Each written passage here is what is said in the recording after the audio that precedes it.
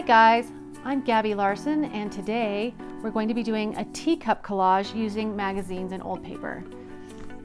First, we're going to start with drawing your image. I used a panel. You can use anything you want as far as watercolor paper, mixed media paper, or canvas to draw your first image on. And then you can do a collage in several different ways. One of the easiest methods is to make a puzzle piece. If it's a simple image, you can cut out pieces of your picture and use a puzzle piece to cut out paper that you like to put in your collage. I'm using magazine paper. The magazine has beautiful, beautiful color in it. The one color that magazines lack a little bit is yellow, but you can also make your own paper or use old paper. So I am going to start out and I'm going to select, I've selected some colors that I want to work with. I want to use this blue color, and I want to use a yellow, and I want to use a purple color for my three teacups. And so I'm going to start first placing the colors. I had pre-cut some of these so you can see how I used the pattern that I had to some degree. I'm not going to do it totally. I'm going to be a little more loose with my cutting. And you can decide if you like the rough edges, you can rip, or you can cut with scissors. I kind of like the clean edge, so I like to cut it with the scissors. For my glue to glue it down, I am using a PVA or a white school glue mixed with acrylic glaze and a little bit of water, and that'll stick everything down, and then I can cover that with this also and cover it with a coat of the acrylic glaze. So that's what I'm using for my mixture. You can use Mod Podge, or you can mix white glue with water, or you can use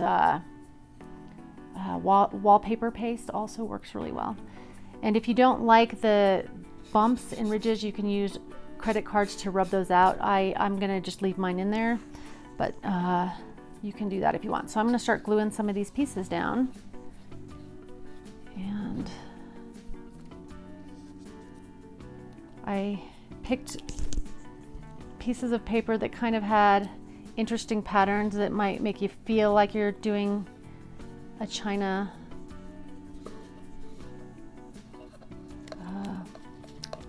china cups. So let me throw this down. And I'm going to just throw a few colors down just so that I can get my color palette in there, and then I will get more creative. I am going to be thinking about having a light source, and my light source is going to be coming this way. So my highlights will be over here, and any kind of shadows will be over on this side of the painting. So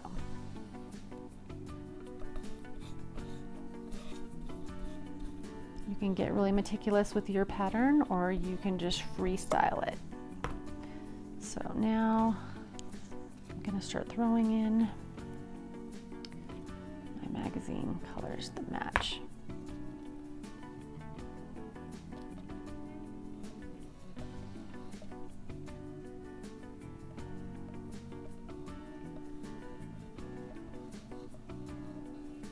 I like to be able to cross over and use the shadow of the paper to connect into something else, so that you can kind of see that it's connecting right there with the handle. I don't know if you guys can see that, but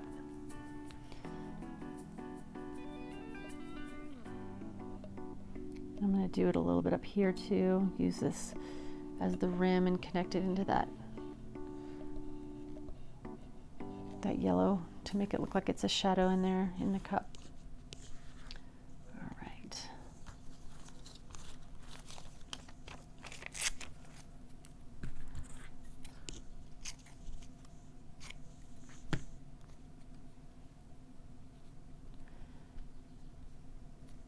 So it's just a matching paper thing, getting your color palette down.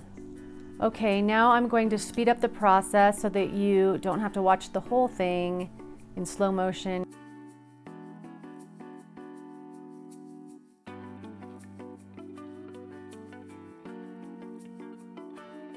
Collage is all about layering. It's always best to come up with the paper colors that you want before your work on your collage.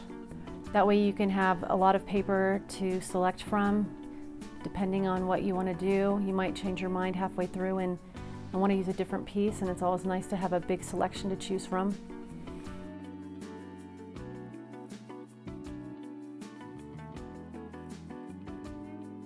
Also on this piece, I'm using complementary colors. As you can see, the cup on the bottom is purple and the cup right above that is yellow, and yellow and purple are complements. The saucer on the bottom is going to be orange, and that's the complement to the blue cup on the top. When you place complementary colors next to each other, they really pop because they are opposites on the color wheel, and they don't include the color, purple does not include the color yellow, and orange does not include the color blue. So that absence of that color makes them really stand out. You can see in a lot of the post-impressionists, they use a lot of complementary colors. Seurat and Van Gogh are both very famous for their complements, and that is what really brings such vibrancy to their paintings, is they're using those colors next to each other.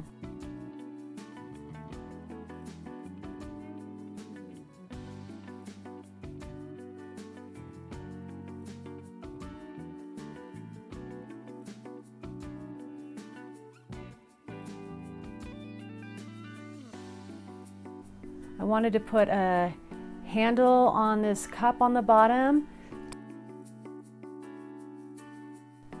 All of the other cups will also get handles on them, and you want to shade the handle so it doesn't look so flat. This is still kind of a flat post-impressionist painting collage, but you don't want it to be too flat because the rest of the painting has still those highlights and shadows on there.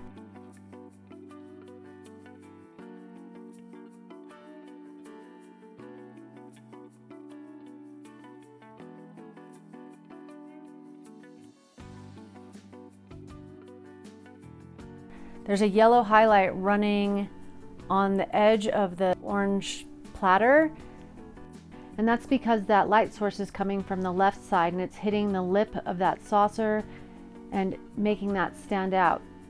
And I put a yellow highlight there so that it would complement that purple cup. Remember, purple and yellow are complements.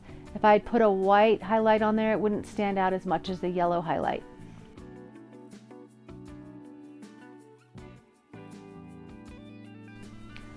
I also threw a little red highlight in that top blue cup, and red is the complement of green, so that'll make that kind of pop out. The background is kind of a light green color, and that red plays with the green a little bit.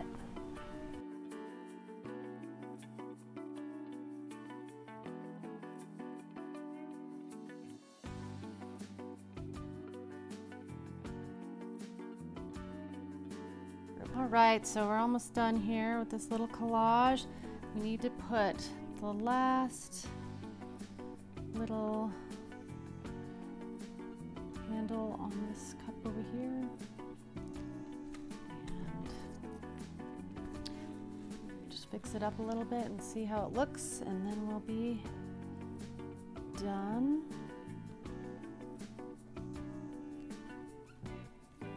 Just have fun with it. Find all the patterns that you can in your magazines and just explore a little bit. Okay, so the teacup collage is done. When you're doing yours, just feel free to stop whenever you want or continue. You can keep layering paper on paper on paper and just keep going until you get the effect and the colors that you like. So here it is. Thanks for watching, guys.